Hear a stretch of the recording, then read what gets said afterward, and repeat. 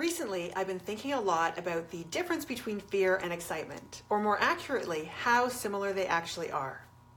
Now, I used to have a pretty crippling fear of heights, and it didn't really matter how high off the ground I was or wasn't, or how safe I technically was. I'd start to feel panicky and I would walk away. And this really frustrated me because I knew that I was missing out on some great experiences. What I learned is that in reality, there's very little physiological difference between fear and excitement.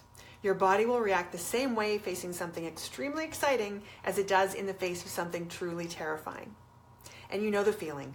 Your heart rate increases, you feel butterflies in your stomach, your breathing speeds up, and your palms start to sweat. And if our bodies can't tell the difference, how do we know if we're afraid or if we're excited?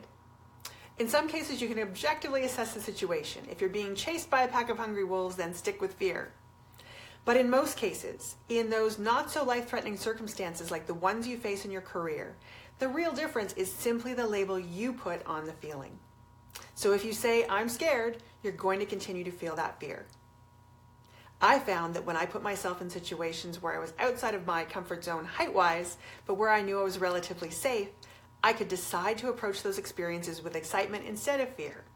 And honestly, the first few times it didn't work that well because that kind of thinking pattern is tough to break, but pretty quickly it got easier. And it's not that I don't ever feel afraid now. I absolutely do, and that's not a bad thing because it keeps me from doing things that are truly dangerous.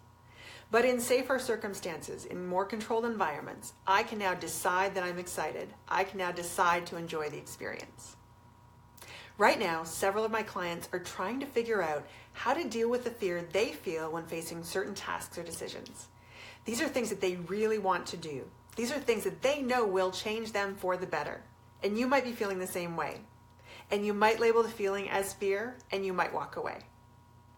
But imagine facing something that you really want, feeling those feelings in your body, and deciding that you're feeling excitement. I'd love to hear what would change in your life.